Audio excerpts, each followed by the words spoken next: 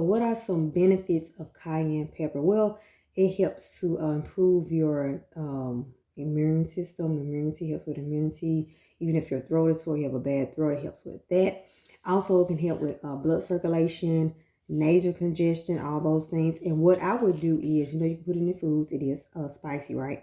So you can do a tea. Like I always do, I do like the ginger tea, lemon, and all that. You can actually do it with this as well. Water, lemon. I normally do like a few dashes, but you can actually put like up to one teaspoon of it in there, and a little honey, just for taste, a little honey.